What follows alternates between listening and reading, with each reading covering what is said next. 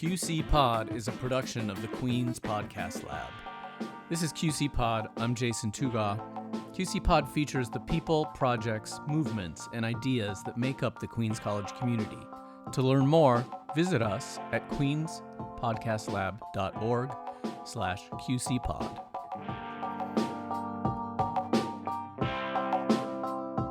Hello and welcome to the QC Pod. My name is Anthony Borelli. I will be your host today. And on this episode, we're going to be talking to Dr. Ryan Earl, PhD, LMFT, also goes by Dr. Mick.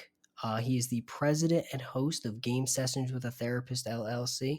Today, I'm going to be talking with him about video games, mental health, how they work together, and how he uses video games to talk about them. Talk about mental health, and I'm very excited to have him here today. Quick disclaimer, this interview took place in the fall of 2021, and it is now spring 2022, so Dr. Mick is making new content. Right now, he's playing Cyberpunk 2077. However, I'd like to play a clip from when he played The Last of Us 2 and talked about it. Spoiler and content warning. We will be talking about some serious issues, so please keep that in mind. Thank you. Wow, Joel, isn't that incredible? Why don't you tell me what you like about it? I don't know. People in your time, they had it easy. I guess relatively speaking, sure. I mean, they didn't need to go to space, but they did it anyway. It's ballsy. Ballsy. All right, kiddo. Yo, that line from Joel is the best possible deflection he could ever give to Ellie. See, she's still a kid, and kids, when interested in a thing, but not sure whether it's okay or cool or acceptable to like a thing, will look to their caregivers to see what their reactions are about the thing that they're interested in. And oftentimes are hoping that when they talk about it with their caregiver, that caregiver will be as excited about it as they are, which oftentimes is not the case. So Ellie turns and sort of says, like, you know, what do you think? Isn't this incredible? Joel probably doesn't care. Instead of making it about him, he turns it back to her and makes it about her and says, you tell me what you like about it. Which tells her two big things. The biggest one being, I care about you. I care about why you like this stuff. That whether I like this stuff ultimately doesn't matter because I'm invested in this because you are invested in this, and I think that's cool. That is possibly the most meaningful thing that he could ever say to her. And the second thing that it provides is an opportunity for her to engage with why she is interested with it, not just why others or media has told her she should be interested in it. She gets to develop an original thought about that. So those two things happening simultaneously are huge, and it happens in just one little line. It's awesome. Freaking love it, man. Dr. Mick, Ryan, however you want me to address you, how you doing today? What's going on? Both are fine, and I'm doing well. I appreciate you reaching out to me to bring me on the podcast, and I am looking forward to talking about what we're going to talk about because those are two of my greatest passions. So I can talk all night about it if I'm given the opportunity. So thanks for bringing me on. And thanks to anybody who's listening to us right now. Everybody is excited and maybe not as excited as I am. I'm kind of a fan. So why don't you tell me a little bit about yourself, what you do, and how you got into this line of work that you're in right now? Sure. So I wear quite a few hats. I'm the owner and I'm the president and co-founder of Starline Therapy, which is a group therapy practice that's based out of Las Vegas, but we also see clients in Illinois. And then I know what you're more interested in is the fact that I also own Game Sessions with the Therapist, which is what I kind of the subheading of what I call my stream on YouTube, which Right. is a stream that basically combines video games with discussions about mental health. So since I'm a therapist, I have the ability, I suppose, to highlight certain psychological concepts that come up in various video games. And over the last 3 years, but especially over the last year, my stream has really been honed in on playing like role-playing games and story-driven games like The Last of Us and Red Dead Redemption 2 and Detroit Become Human. We use those games to illustrate certain concepts as they come up, and just my goal in creating the stream 3 years ago was to create a spot where people had more access to mental health information, people that wouldn't otherwise have that information. It frustrates me a lot how inaccessible good mental health information is and how therapists are. And I wanted to create a space where people could maybe feel a little bit more comfortable looking into finding a therapist of their own, learning a little bit about mental health in a medium that's more engaging to them than, I don't know, some random ass like talk show or something. Yeah.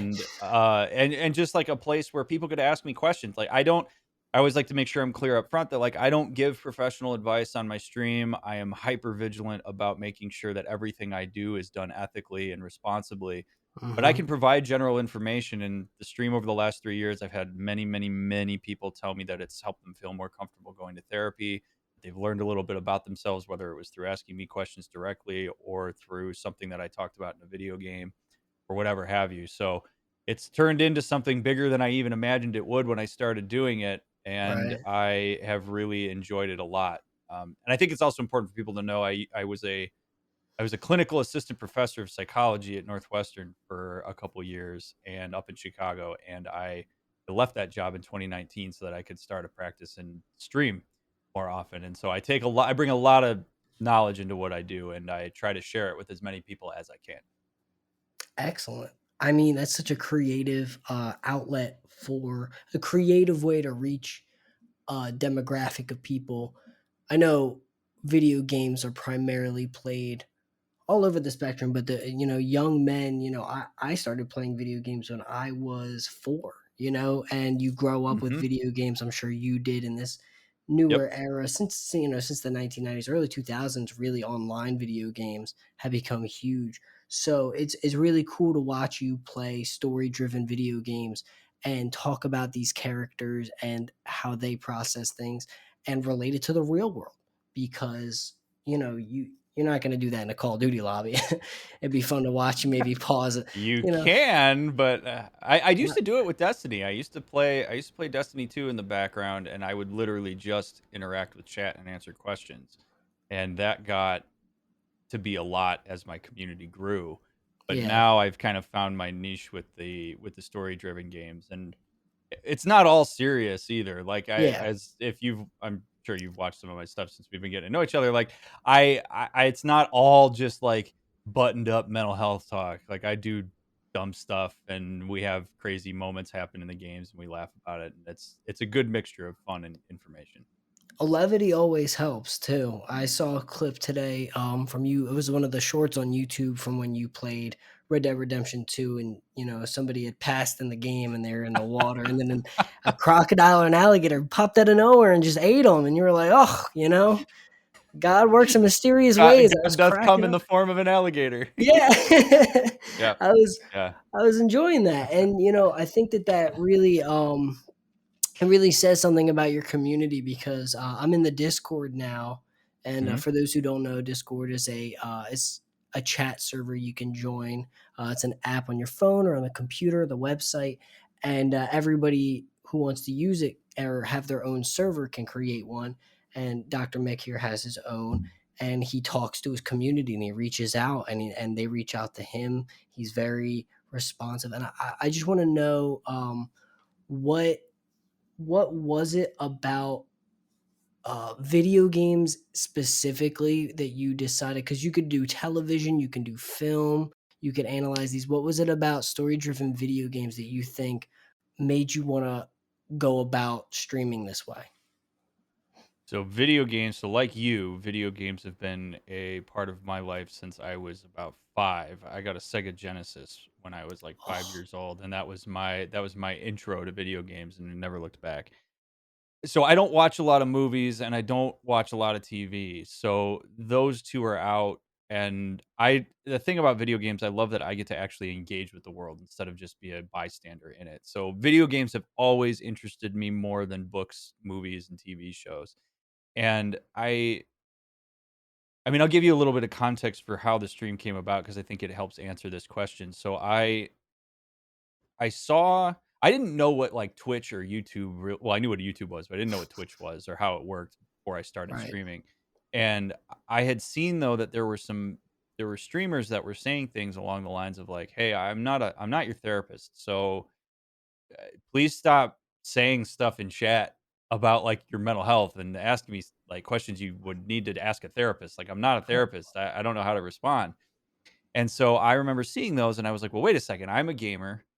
Play games all the time. It's what has filled my free time throughout my life. Got me through depression my freshman year of undergrad. I mean, video games have always been there. Destiny was there through my doctoral program. It's there. You can't have my life without video games." I was like, well, that would be kind of interesting if I played video games and talked to people about mental health because I can do that. I wear both of those hats and I'm passionate about both. And I've written like journal articles about video games and therapy. So I mean, it's just in my wheelhouse. So I was like, yeah, let's do it. And then over the first 2 years, I kind of did a bunch of different things and the community built. And then over the last year, especially what started with Mass Effect, I think I started doing the story driven games and the narrative driven games with relationships. And that has provided like this dual, there's like two things that can go on in my stream. Like the first one is people learn stuff from watching the analysis I have of the characters, where something will happen and then I pause the game and then I give exactly what it is that I see and provide some theoretical insight.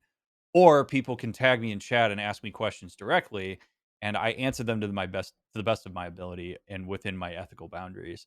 And those are kind of the two ways that I reach people while I'm live. And then we also turn those into TikTok videos, which you've seen, and Instagram stories. And I mean, I'm on every social media platform there is right now, but except for I stream and put VODs on Twitch now or on YouTube at this point, not Twitch. But Right. yeah, it's grown into a whole like ecosystem instead of just being me hanging out for an hour every night playing games and talking to people. I mean, that's incredible. How do you balance the social media aspect of it? Does it not work automatically, but does it function more as like, okay, do you have people in your team who help you now? Yes. Yeah. Oh yeah, I do, dude. I couldn't do this by myself. So what happens is, I have my two best friends are heavily involved in the behind the scenes aspects of the stream. So I have one friend, Jared, who kind of serves as my acting manager, and he engages with brands and companies, and he vets stuff for me before I get involved. And he is a person I actually met in graduate school, and he has a master's degree in marriage and family therapy. So he's very intertwined in the mental health aspect things with me. And Nice. then I have my other friend Sean, who went to school for video editing, and he does all of my social media and like engagement in video editing. So I go live, I do the stream, I do everything that I do, and then Sean is basically the person that takes all of that and curates it into social media posts. So I do my Twitter. Anything you see on my Twitter is me. But then while I'm streaming, if I have, like, say there's a moment that happens in Red Dead and then I analyze it, I tag what happens there with a marker on the video. And then Sean goes into the VOD, finds the marker, takes the clip, chunks it out, and then edits it. And then he'll put it on TikTok and Instagram. So we have like a whole well-oiled machine with how we do this stuff. And like Sean does montages, he does channel trailers, he does all this stuff for me. And the three of us are constant. We meet weekly. We're constantly working together to try to figure out what kind of partnerships I want to make with brands and how I want to get certain content out. They keep me in check, and it's awesome to have my two best friends involved in that. So those of you that watch my TikTok videos, yes, I'm the one creating the content, but Sean is the one that's making the edits and actually making it look really good and presentable in that sphere. So I look at TikTok and Instagram as kind of like the storefront window where you look in Right. and you see what I do, and then the YouTube stuff is the storefront where you like walk in and you see everything. TikTok's Yeah, just a little you taste. have 2 hour, 3 hour long YouTube videos. And Yep. as somebody who, I listen to like very long podcasts. I listen to like albums all the time, all the way through. So seeing somebody with a long video, Like I'll do the dish, I'll be doing chores. I can just listen because I don't Yeah. necessarily need to watch. I'm looking, but it's nice to have that kind of, but it's also great to have the bite-sized stuff because I discovered you myself personally on TikTok, Hmm. and it was the bite size. You're playing a clip and then, you know, you pause it and you're like, well, okay, you break it down. This Hmm. is what's happening right now. This is why I made this decision. And I definitely want to talk about that later because there's two different types of role playing games you play. You play Mass Effect and Detroit Become Human. And those games, you get to make your own decisions. While Hmm. The Last of Us, you're dealing with the decisions of the characters Yep. in that, and Red Dead Redemption, and even actually, I haven't played Red Dead Redemption 2. Do you make decisions in that, or is it all? It's a little bit. You make decisions of where you go, and you move. It's a traditional kind of Rockstar game where you move through the world and make your decisions of where you want to go. But the narrative itself, you don't have a ton of. You have some choices, but it's nothing like Detroit or Mass Effect. Yeah, they determine in those games when you're playing, the decisions you make determine the outcome of the story, whereas that's already set with games like The Right. Last of Us and Red Dead. Yep. And before we get into the games, because that's definitely definitely my wheelhouse, I do want to ask you. It sounds like you're doing a lot as well as having your own company, and do you do still practice Oh yeah. family therapy? Okay, so how do you find time for all that? Where's the balance come from? Well, it would be a lot harder to balance if I didn't have my friends helping me out with how I get stuff out onto social media. I can tell you that. But Yeah. I see just over 20 clients a week still in my practice, and I do all of the administrative tasks. So here's the thing. So it's if people can't see your face right now, but Oh it's no, yeah, hilarious. I'm shocked. Okay. So here's the thing to understand, because I think you have to have some history here to understand why this is actually not that bad for me. Okay. I when I was a professor, and when I was a PhD student as well, but I was working 50 to 60 hours a week, like just in my day job. And when I started streaming on top of that job, I was streaming from 11:30 p.m. Central Time until about 1 to 1:30 a.m. Central Time, and I would go to bed and I'd wake up at like 7 a.m. and then I'd do my day again. Oh, 6 hours. That's I've been lucky enough throughout my life to only sleep 4 to 6 hours a night, but the thing is like now that I own my own practice, I do get to make my own hours. And so I see Mm, clients, I do my notes, I do everything that goes along with being a therapist. I do my administrative work on Wednesdays, and then my off day is Thursday where I'll get miscellaneous stuff done if I need to. But like I chunk my schedule out. I stream every night at 9:30 p.m. Pacific time for anybody who's listening and wants to watch. And that playing video games is what I would be doing anyway.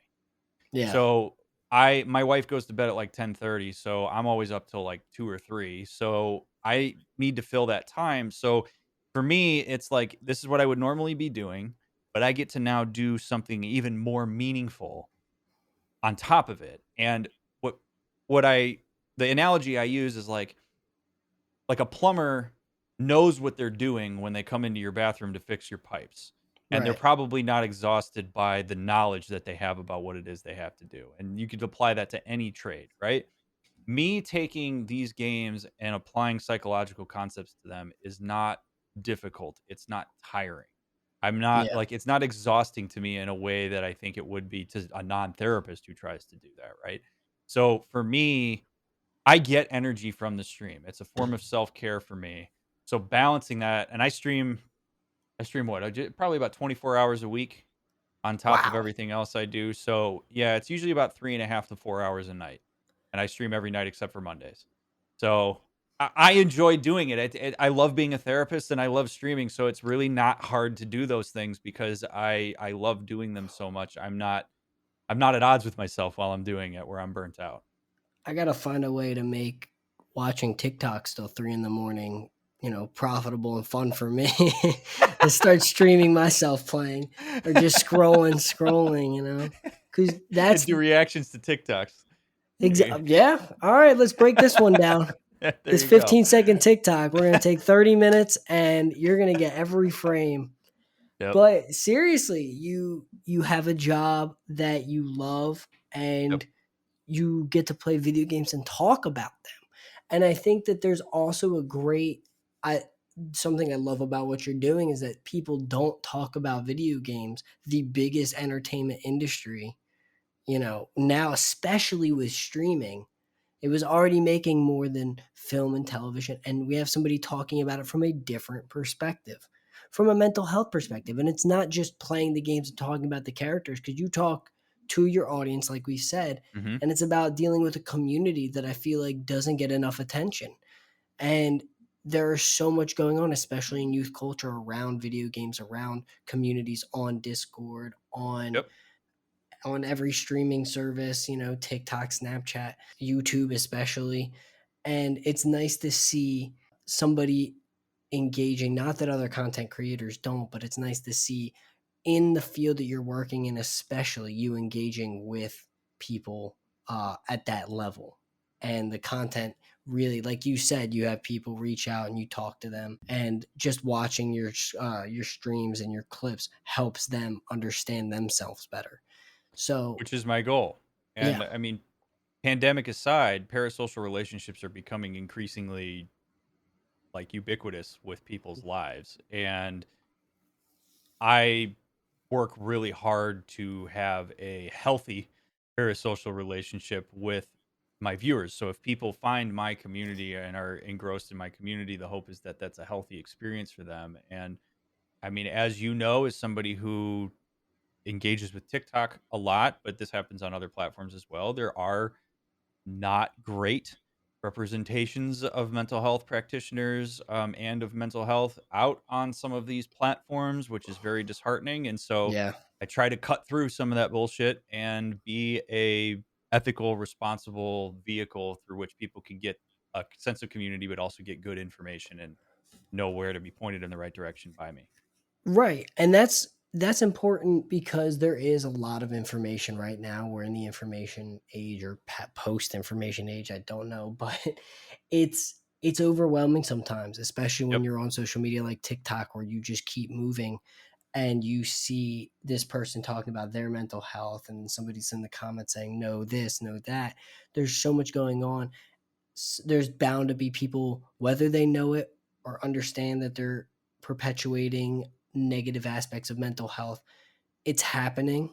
It's probably Hmm. happening more, but there's also a greater, it stems from a place of, good intention. People want to understand mental health more now than ever. They don't want Yep. to sit on it. They want to talk about it, which is why, again, your platform, perfect for it. Somebody talking about mental health.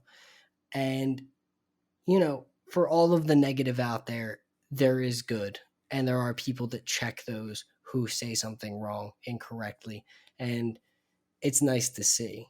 So hopefully, as things progress, people calm down a little bit more. But it's hard because you're right.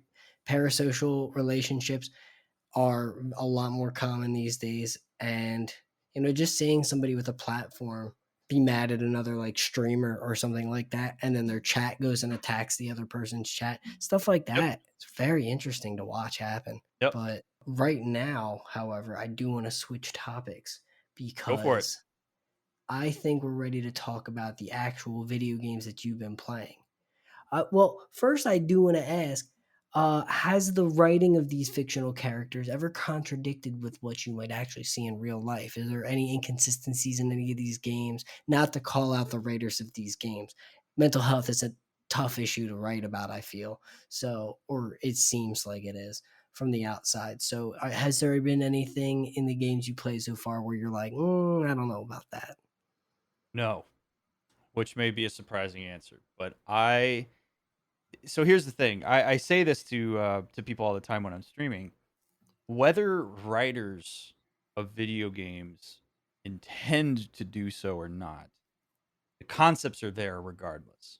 Right. So in a game like, I mean, I think The Last of Us is one that's very obviously trying to say something, but even take a game like Red Dead Redemption, I could look at the dynamics between characters and can generally find something theoretically that can help explain what it is that's going on in the game.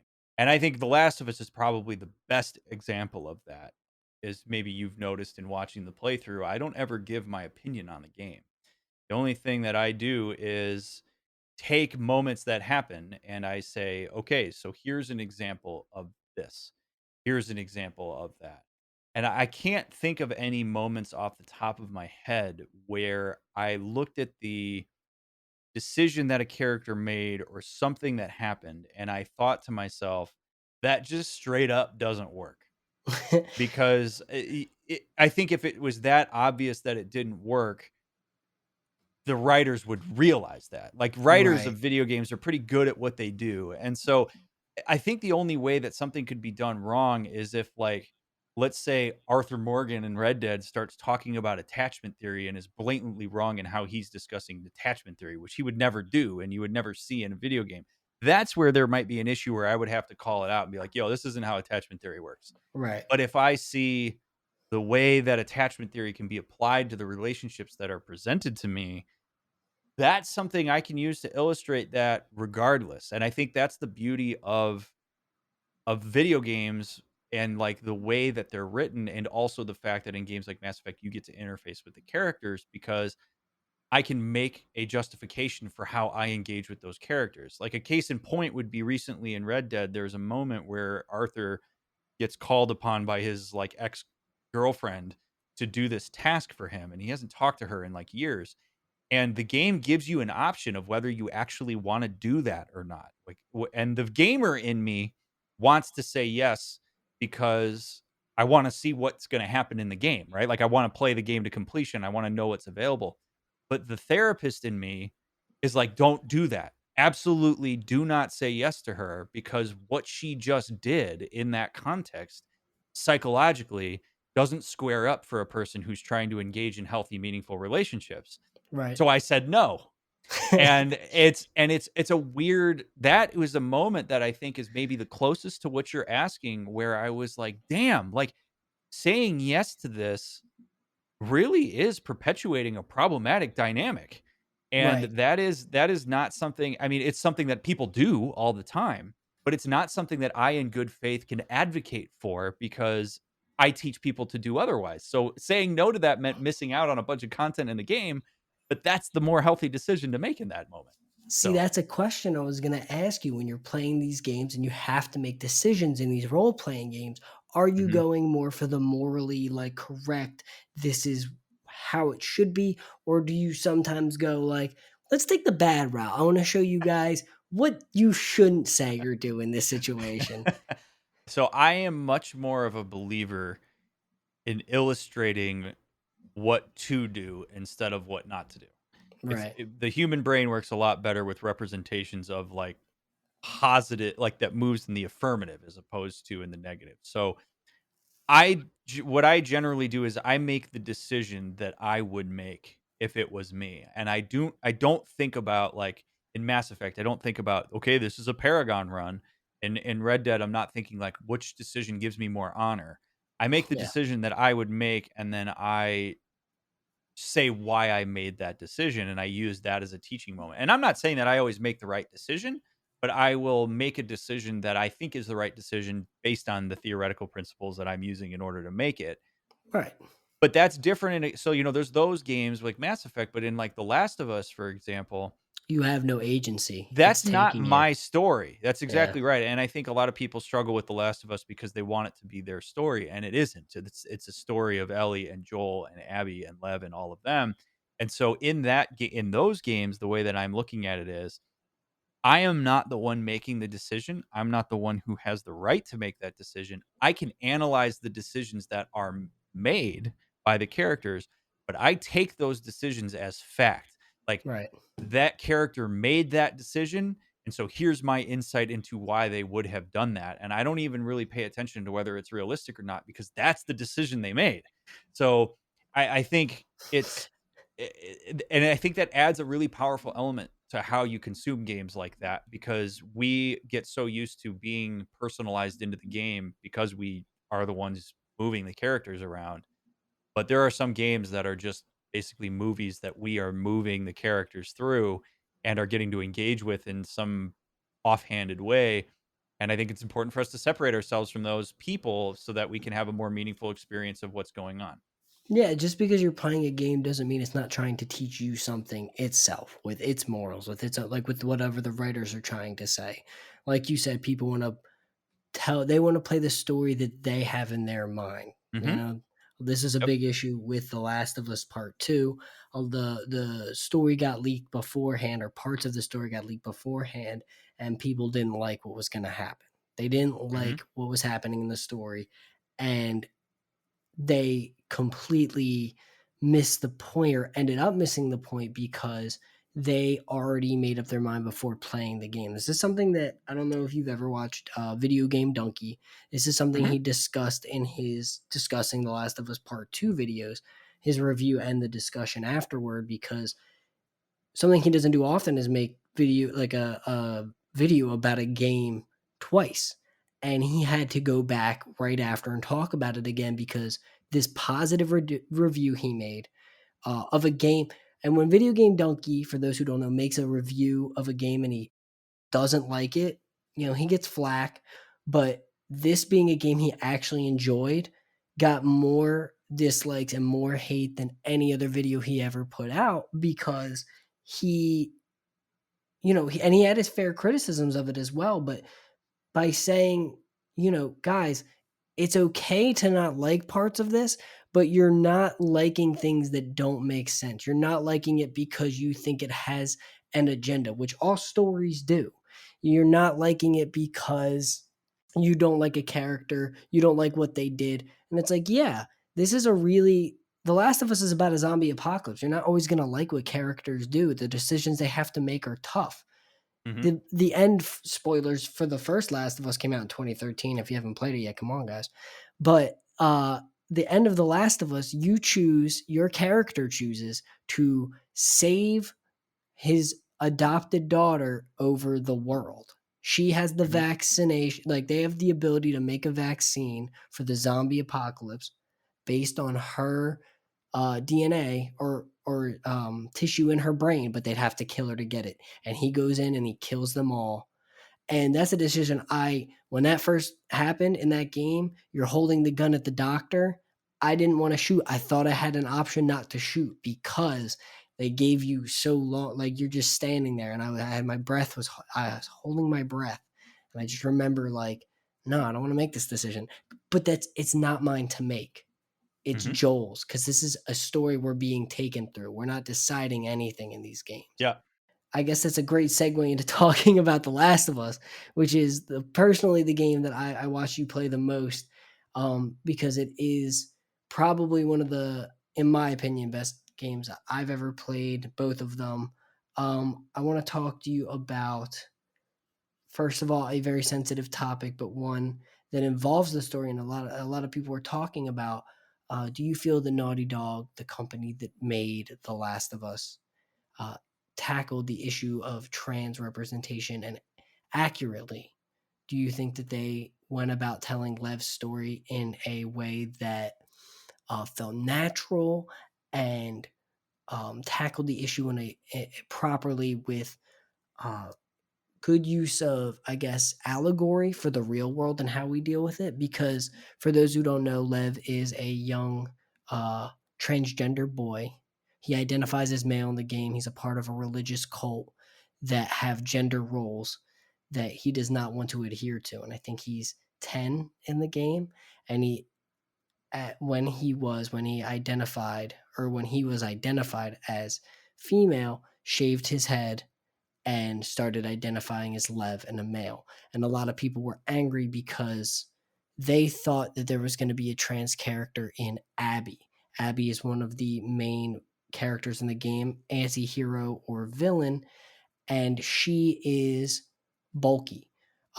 She works out a lot. She is a killer. She is a stone cold, heartless killer for a group of survivalists. They have a camp, and people saw how she was built and assumed that she was transgender, and they were mad about that. and missed the point entirely. They thought that she was transgender when it was actually this child, and were still mad about it regardless when they found out what the actual story was. But the game hadn't even come out yet, and they were making these assumptions. I'm curious, as somebody who deals with mental health, did you get the sense that they did a good job in tackling that issue? So I will start my answer to that question by saying that's not for me to decide. That I am particularly interested in the opinions and experiences of trans folks who have played the game and seen that representation, and whether they would say that that's an accurate representation of their experience. And in my experience of the playthrough and in talking to folks throughout, my sense is that Naughty Dog did a solid job with representation relative to how trans issues are usually represented in games as Right. oversimplified or vilified, or they're in, all this stuff. They made a lot of contemporary identity issues. Like, we don't even have to, not even just as it relates to Lev, like just Right. in general, Yeah. relationship and identity issues. They made a lot of those contemporary issues interwoven throughout the story in a way that was unobtrusive, in a way that I think it should be.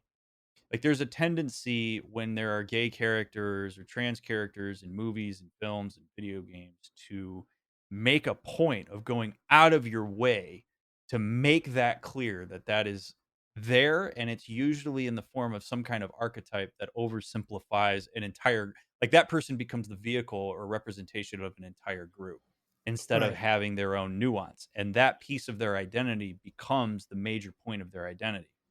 Well, with Lev in The Last of Us, it's not really the case. Like, it's, you find out that Lev is trans when Lev gets dead named by NPCs that you're shooting, and it's not even explicitly thrown in your face that that's the case. And even if it was, that's fine. But, like, there's a conversation between Abby and Lev about the dead naming, and Lev says, "No, I don't really want to talk about it," and that's fine. Very And natural. it was, but it's the different forms of representation in that game are a lot more reflective of the diverse world that we're in now. And from what I've seen from many folks that fall into the, like, identities that are represented in that game, the overwhelming majority that I have seen, and I'm not a spokesman for any of these groups, Right. is that the representation was solid and meaningful to people. And, somebody like me who's a white cis dude, like, I get represented in a really nice, diverse way with intricacy, and it's all over the place. If I want to find great Yeah, representation you're of playing Arthur my Morgan. identity, I mean, Jesus, yeah, I can find it anywhere I need to look. That is not the case for folks with marginalized identities. So Right. when you have games that are making an effort to diversify the characters in the game and to do it in a way that's meaningful, and consulting with people from the groups that they're trying to represent accurately, that's, I think, as good as you can do. You're always going to miss the mark on people's personal experiences, but you do your best to provide accurate representation, and I think that's cool. And if people, like, the thing is, nobody holds a gun to anybody's head to make them play a game. So if people don't like a game, you don't have to play it if you're not into that. But Yeah. I think, I mean, the thing is, to bring this out a little bit and make it a bit more of like a meta conversation about games in general, which you and I talked a little bit, I think, before we started this podcast, is people with video games have a tendency to sort of like pick and choose where they want to place accountability. And Yeah. when people don't like something that happens in a game, one of the things that they will do is, all of a sudden, it becomes clear that we're playing a video game because people blame the developers. So Right. people are super immersed in the game, in the characters. Like, the thing is like, Lev is trans.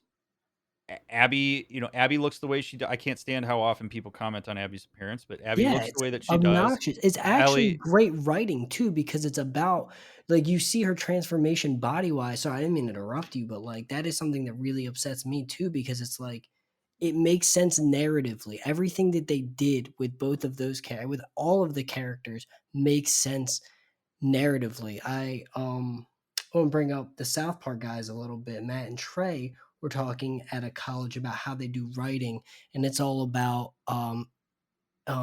therefore and but. That's how they write. Mm-hmm. Something happens, therefore this happens, but Mm-hmm. this happens. That's the basic tool that they use in their writing, and you really see that with Naughty Dog in the way they wrote The Last of Us. uh, Mm-hmm. Abby is on a warpath of revenge to, spoiler, go after Joel, who killed her father. So she becomes a hardened killing machine, and she's jacked. And you see throughout the game, as she progresses and reconnects with herself through Lev, who, it's the same situation as Joel and Ellie. They both Mm-hmm. lost, Joel and Abby both lost somebody and became hardened killers, and then reconnected through their companion, their childlike companion, that made them realize they're not doing the right thing, they're going down the wrong path. She becomes less bulky, but like to the point that by the end, when she's hanging up uh on the cross that those mercenaries have her on, she's weightless. And people, that's why a lot of the people thought she was trans, which was like, first of all, that's not how that works. Second of all, you can't just assume things by looking at people like that. It's not okay.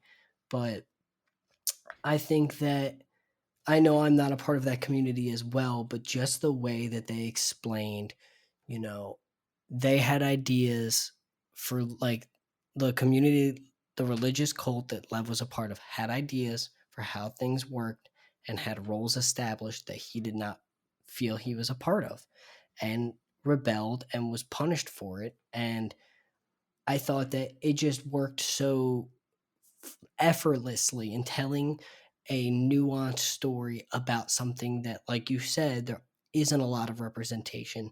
There hasn't been up until now, when we're getting these characters like this.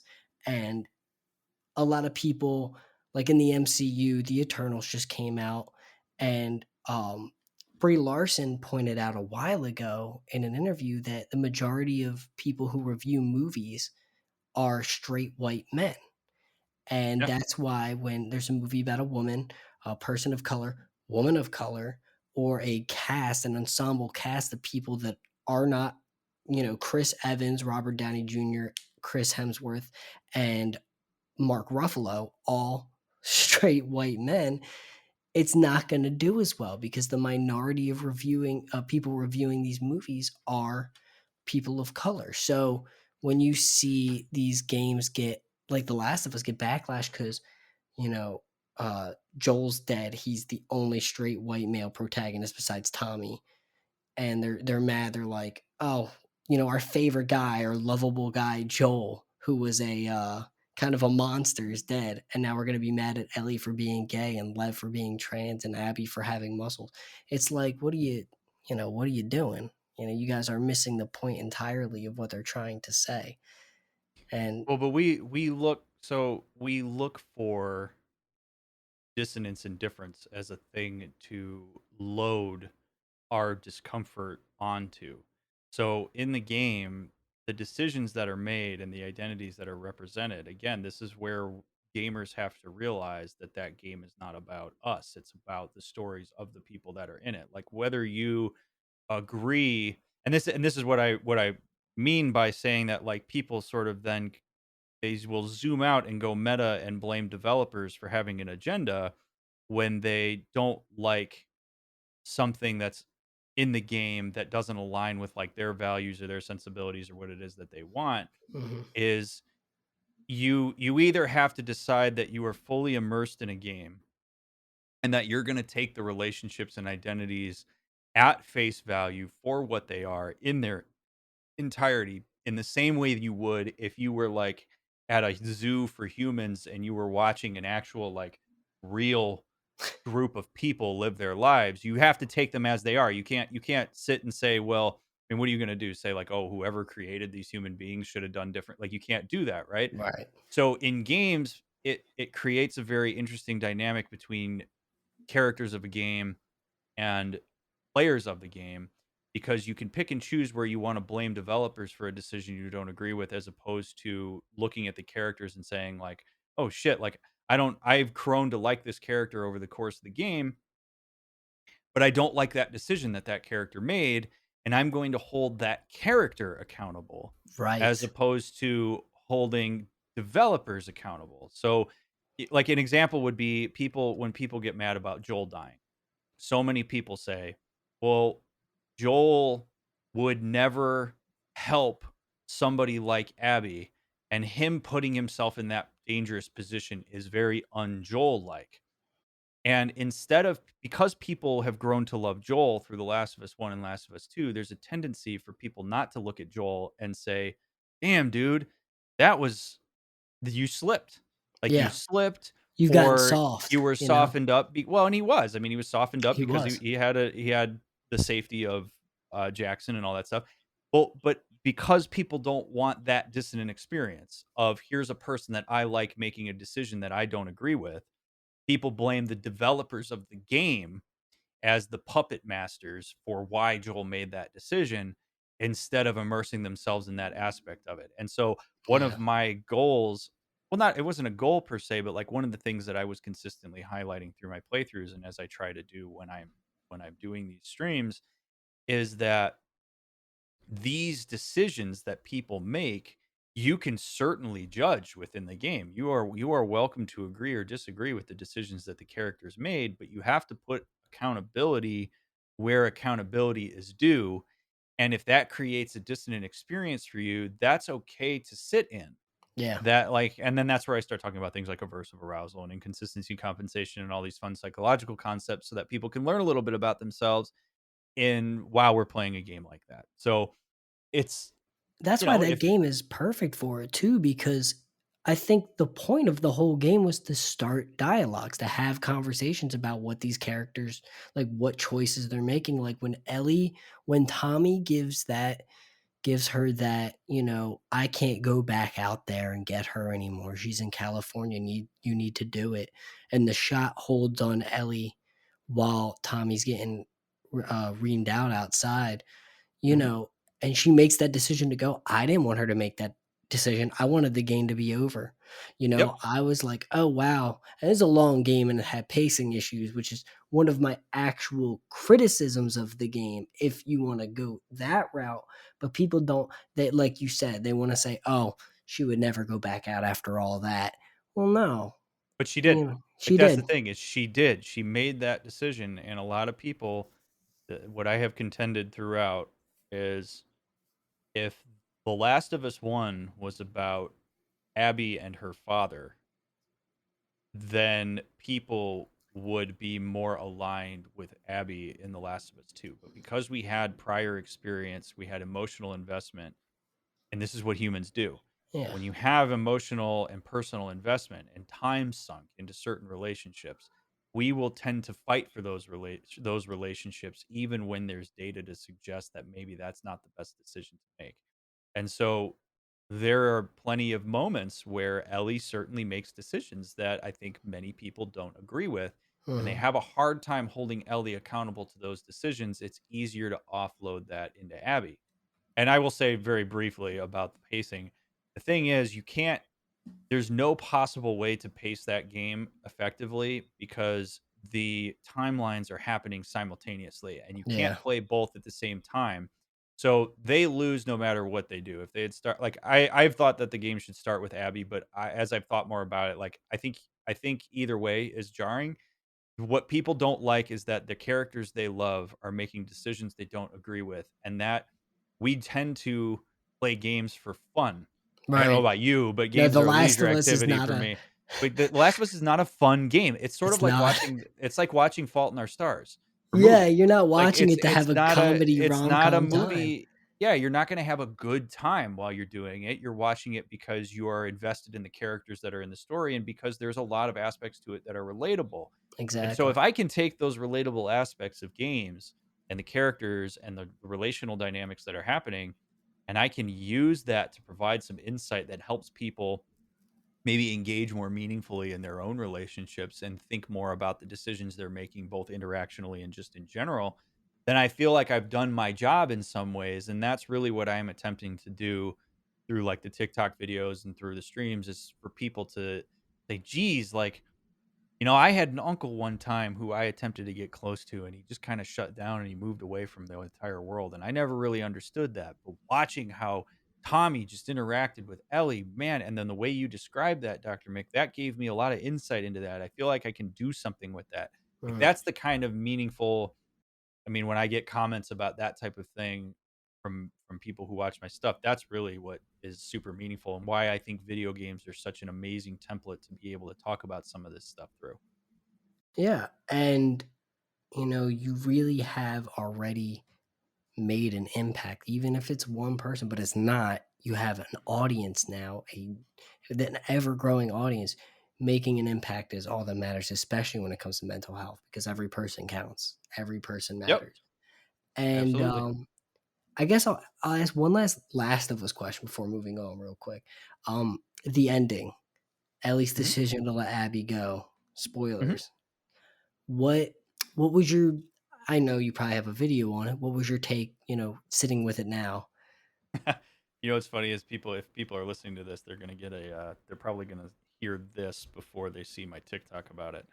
Um, so first of all, that's the decision that Ellie made. I don't have any problem with that. I'm not going to judge that. I think that she has a flashback right before she has the opportunity to kill Mhm. Abby, and she has a image of Joel sitting on the porch, and she's walking away from him, or she's not walking away from him. She's like looking at him, She's turns looking and right looks at at him, her, yeah.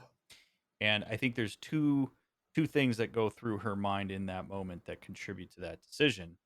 The first one is that I think Ellie realizes that um, this is the more simple answer, is that killing Abby is not going to change whether Joel comes back or not. Right. And when people are in distress, they seek proximity to their attachment figures. And in that moment, when Ellie is distressed and she's at that moment, she internally seeks proximity to Joel. He is who shows up in her mind. And we later see, after the credits, or maybe it's right before, a conversation between Ellie and Joel where she says that she wants to work to forgive him. Right. And Ellie does not have the opportunity, and I make a point of this throughout the playthrough. Ellie will never have an opportunity to forgive Joel because he died. And so all she's left with is the internal idealized version of Joel that she has. Well, in that moment, when Joel pops up, I think her forgiveness of Abby by pulling her out of the water is a proxy for forgiving Joel. So she can't forgive Joel, but she can make a decision that Joel would likely either approve of or allows her to carry on in a way that she can look at and say, like, is this in the spirit of like what I had from Joel? Like, am I really going to accomplish anything to bring this man's memory back by killing the woman who killed him? Yeah. No. No. So I'm going to let you go, and I'm going to let you be probably as miserable as I have been, given that you have to live with all this trauma that I've had to live with. Yeah. It's And I'm going to let you take care of Lev. And I don't even know who Lev is, but I'm going to let you take, because I don't want to take away from that boy what was taken away from me. And it was ultimately, I think, her forgiving Joel. I don't think that moment has anything to do with Abby, and it never did. That yeah. entire journey has to do with Ellie reconciling Joel and lying to her. Joel taking away what she thought was going to be her impact on the world, taking away a huge chunk of her identity, lying to her face about it for several years while she knew it, and then becoming more vulnerable with her, where she decided, hey, yeah, I think I want to work to try to forgive you for this, and then never having the opportunity to do so, and watching him die in a way that absolutely violated her expectations of who he is. So I mean, it's all like it's in this very hyperbolized zombie apocalypse kind of way, but I think all of us in some ways can connect to the grief aspect of that, the forgiveness aspect, Oh yeah. the Not being able to desire to say hurt the goodbye. people who hurt us. Yeah, to not being able to say goodbye. It's rare that people ever die where we feel like everything's resolved with them when they do die. Right. Like, that stirs up a lot in all of us. And that moment where Ellie is choking Abby becomes a moment of projection for all of us, where like we are all going to take our personal experiences, grief and revenge and hurt, and we're going to thrust it into that moment and then make a judgment about the decision that Ellie made. I totally understand why there are some people that say Ellie should have killed Abby. I also totally understand people who say Ellie made the right decision by letting her live. I don't think either decision is better or worse than the other one, other Right. than like, I mean, I don't really see a need for Abby to die there, especially given that Abby spares Ellie multiple times prior to that Right. moment. So it's one of those things where like that is one of those moments that does become about us, but not because we should be able to decide the story, because we should self-reflect on our own convictions and values as it Why relates to do those I feel concepts like that are affecting us. yeah, Exactly. yeah, why do I feel like she needs to do this or not? I remember like don't do it, you know. I get it, you came all the way here through all of this, but you know, I had time to connect with Abby because, you know, and it's so cyclical because Abby went through that same thing and ended up killing Joel, and then her world fell apart. The cycle of violence never ended. Ellie finally broke it by not killing Abby because Lev would have then grown up and killed Ellie, or you know, something else would have happened. That it's all cyclical, or it seems cyclical in that story, and I think that's something that I really liked about the way they told it. But that's all I want to say about that game. I don't want to make this the Last of Us hour, you know. It's my favorite game, but I'll ask this about Red Dead. Red Dead 2, huge open world game, a lot of side quests, but a great singular narrative. How do you decide how you're going to tackle that? Like, you know, you're playing it right now. Are you just going straight through the story, or how often are you deviating and doing fun other little things?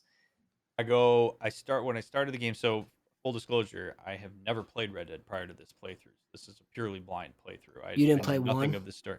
Well, I played one, but I know nothing about two. Okay. So, I started out with kind of this idea that I was going to try to keep on the same track that I've gone on with some of the other games, but I have recently, I'd say in the last maybe 4 or 5 episodes, I kind of had a discussion with my two friends that I mentioned earlier, and then kind of landed on, you know what, just like relax and take the game in and go wherever it takes you. And Yeah.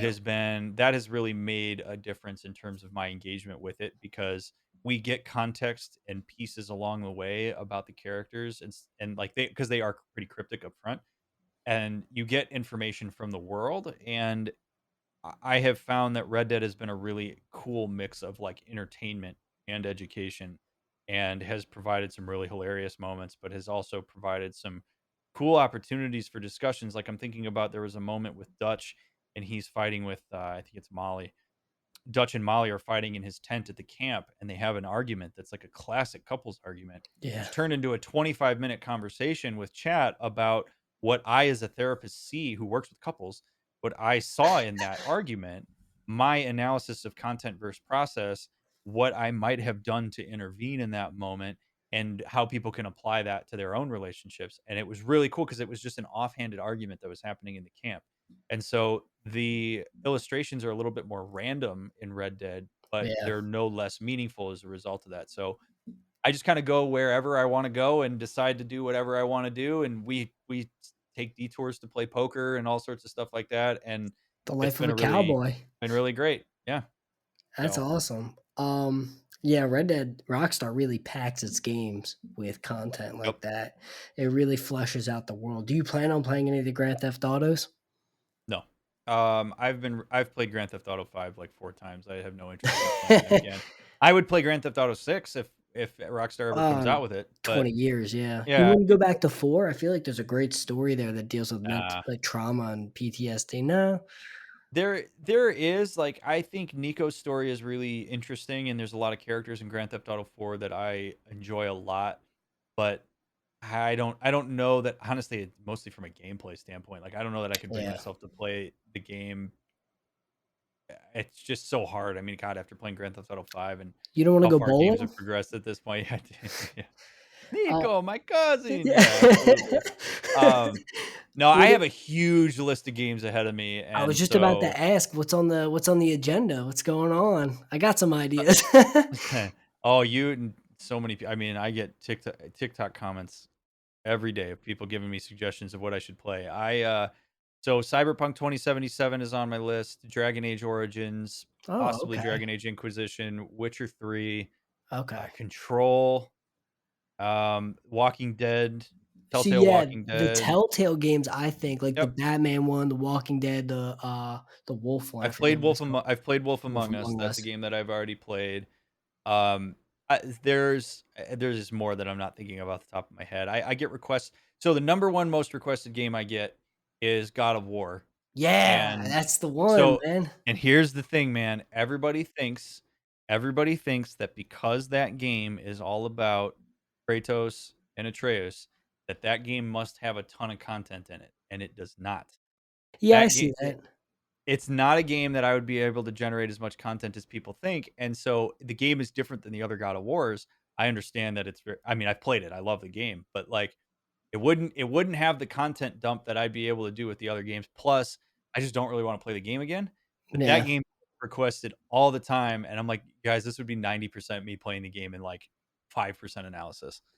What about Spider-Man, the Sony Spider-Man? Not opposed to it, but I don't know much about it, and the problem is my list is so long at this point that adding to it starts to Yeah. become more anxiety provoking than anything else, so, That one's um, pretty linear story-wise. Also, yeah. BioShock, I thought would be an interesting one, but you know what?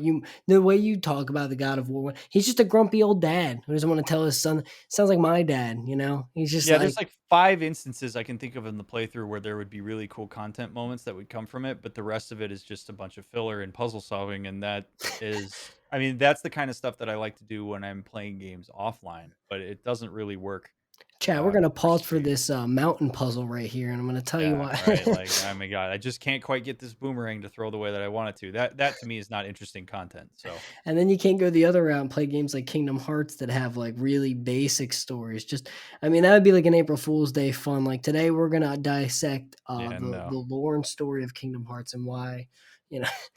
But, Yeah, no way. do you find yourself enjoying playing the more RPG like Telltale and choice-based games, or do you like throwing yourself in other people's worlds? You know what I mean? Like playing a game like The Last of Us or Red Dead. Do you prefer having some agency? They're different vibes. The the therapist in me prefers games like The Last of Us where I can jump into other people's stories and really Mm, just kind of take them as they are and analyze what's happening. The gamer in me likes the games like Mass Effect and Red Dead where I have a little bit more influence on the world and can talk through my own decision making. Like I think there's a benefit to either direction. And so there are some people that are drawn to I really like listening to your thought process on the decisions that you make because it helps me think about my own inner dialogue when I'm going to make decisions. And there's absolute utility to that, and I appreciate that. And then there's other people that would say that they find more meaning in hearing just a perspective on something that I didn't have any influence on, and instead am fully analyzing and not thinking about my own agenda relative to it. right. So I like both. I would probably say from a content production standpoint, or a psychological content production standpoint, the games that are more narratively driven, like The Last of Us, are probably better. But I do think from like a more holistic streamer content like captures the entire essence of what I'm trying to do standpoint, I think a game like Red Dead is going to be like a lot more like that because there's those fun moments that are interspersed with the Yeah, Red Dead educational has moments. everything you want because you're right. Yeah. Because Last of Us when you're playing that, and then the story very straightforward. Not a lot of wiggle room. But I guess just talking about how your fans react, I gotta ask, what's it like to have such a you know interactive community, and how have they impacted you? So I would say that the community attached to my content is really the draw. I mean, beyond what you can learn from what I have to say. So I was on Twitch for 3 years, and then in October I switched to YouTube. And even when I moved to YouTube, the community stayed pretty like stayed together.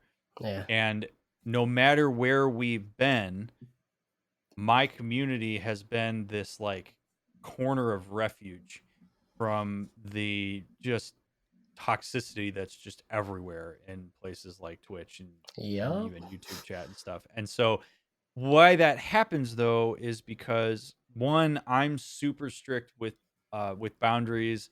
I am quick to ban people if they don't contribute to the community in a meaningful way.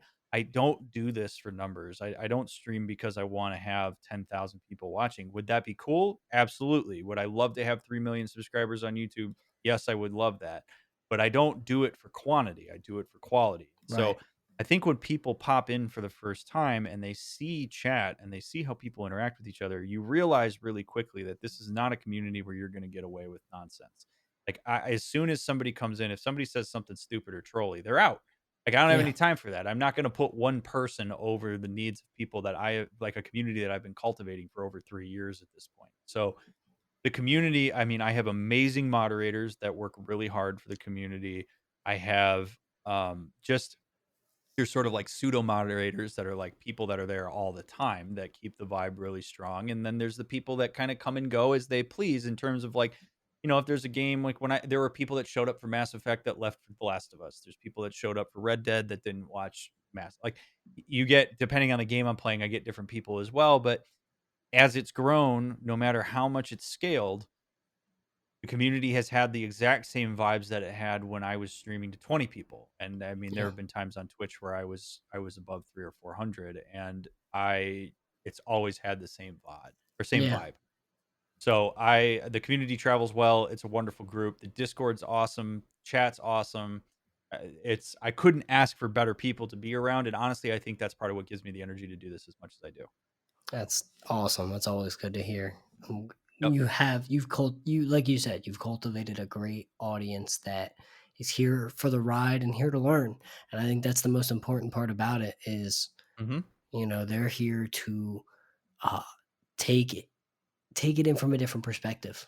Everybody loves video Mm-hmm. games that's watching you, and now they're getting something else out of it, which is great. Um, That's the goal.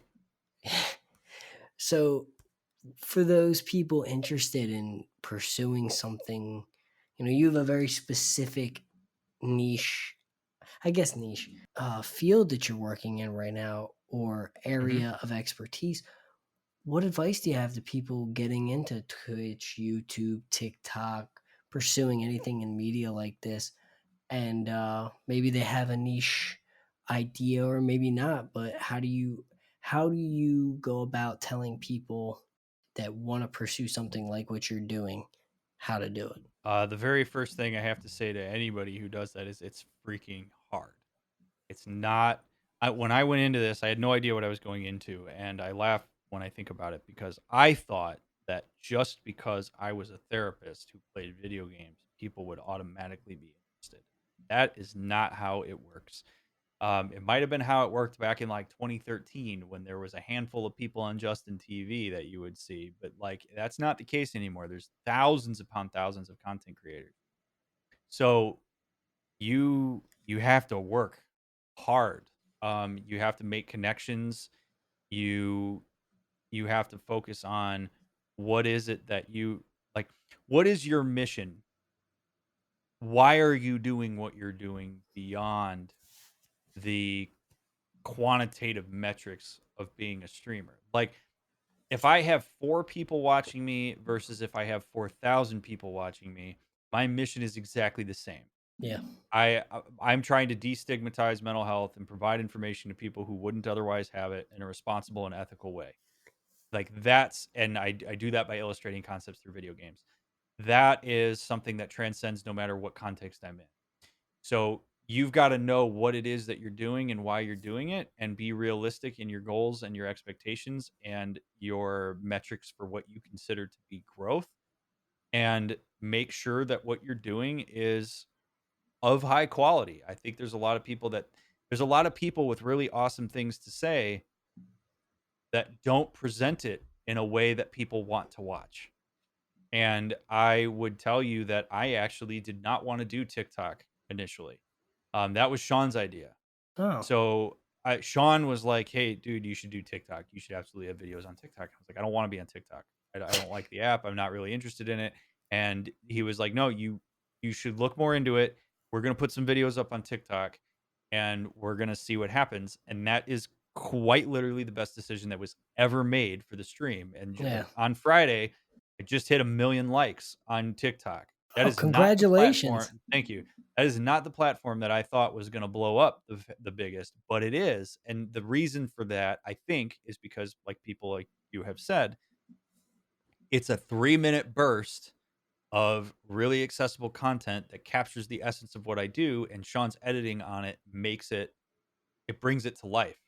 Yeah. And that makes it so that the message is more interesting to take in and is more impactful for people. Whereas if I'm just sitting and I'm just talking at a screen and I'm not engaging and there's nothing around it, I could say the most profound thing in the world and it's not engaging for Yeah. people. And I think that's what a lot of people don't understand when they try to go into content creation is that, I mean, I was in theater for a long time. I enjoy performance and one of the thing in public speaking and things like that. And one of the things you learn as a teacher or whatever is that you have to know your audience. You have to know who you're trying to reach and you have to know how to engage with them. And if you don't know how to do that and you don't make an effort to figure out the people you're trying to reach, you're going to miss the mark and it's not going to stick. And so I know I'm talking to primarily gamers.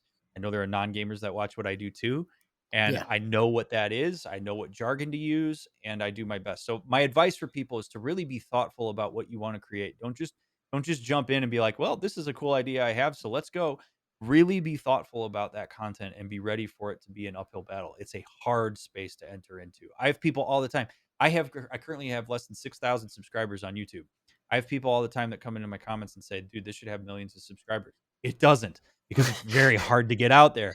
I believe in what I'm doing. I love the content that I create. I think it's really meaningful content, but it's not easy to get discovered. It's not easy to build a community. You have to hang in there through, I mean, hell, me switching from Twitch to YouTube was a big transformation for the stream that is an initial hit that is going to have long-term utility, I think. Yeah. So you got to be willing to make those hard decisions. You got to be willing to ban people that don't fit your vibe. It's a tough space to enter, but also do it. You Yeah. don't People can't consume your content unless you make it. That's awesome. I one last question. Would you ever do interviews with the writers of some of these games and or would you ever work with a company as like a consultant for, writers and characters in the games? Yes. And I've been pretty adamant about this actually for a while. I think really since I started my Mass Effect run, maybe even when I did Skyrim. Um, yes. So I would love it if, let's say, Naughty Dog or BioWare or Rockstar, whomever, decided, hey, if they saw my content, we're like, damn, this guy knows what he's talking about. I would love to consult on stuff like that. If people are like, "Hey, we got these two characters, we're trying to figure out a particular vibe, particular dynamic. We want to know like what are the theoretical concepts that play a role in how people would make this certain decision? Does this line up? What are your thoughts?" Yes, I would absolutely consult with that. I would love to break into that. I have no idea how to break into that. I have to believe that the only way that's really going to happen is if somebody discovers my content on like TikTok and a writer's like, "Damn, look at this shit. This guy's just totally analyzing The Last of Us and this is really neat. It would be interesting to hear this guy's thought on our game." I mean, that Yeah. kind of thing I'd absolutely be willing to do. It's I love talking about relationships. I love talking about like I mean all of that stuff. So if I could have some influence there and help people make meaningful content, I would love to do that. That's awesome. That's what I like to hear. Neil Druckmann from Naughty Dog, always on Twitter. Neil, if you're listening, buddy, yeah, hit me up. Neil Yeah. Druckmann listening to the Queen's College podcast. I love it. I hope he is. I hope you're listening, Neil, and I hope you enjoyed this. Talked about your game a lot. We both are fans, I think. I don't want to assume for you, but yeah. Yeah, no, I am. Okay, Yeah. cool. Dr. Mick, Ryan, thank you so much for coming on and talking. Do you want to give me all of your shout outs and your Sure. socials? Well, first of all, thank you for having me. For those of you that made it to the end of the podcast, thank you so much for listening. I appreciate you. If you want to find me, you can find me primarily on YouTube. It's youtube.com/Dr. Mick, DRMICK. You can subscribe to the channel. Make sure you turn on alerts. Hit all, and you'll get go live notifications. I'm live every night of the week except for Mondays at 9:30 p.m. Pacific time. All of my social links are in the description of my YouTube channel, but you can find me on Twitter at twitter.com/Dr. Mick Live, all one word. You can find me on Instagram at Dr. Mick Live. You can find me at TikTok at Dr. Micktok, DRMICKTOK. And you can find me. Yeah, those are the places that you can find me. Twitter has my beacons, which has all my links if you need to find that. But YouTube is the primary place to find me. That's where live streams are. You can also catch full playthroughs that are edited for all the games that I've played so far, as well as some fun streams that are mixed in. But that's where you'll find me. And that is our time today. Thanks again for stopping by. I appreciate the interview, and I will still be watching even after I promise. Don't worry, you're not losing me. I appreciate that. Thank you for having me.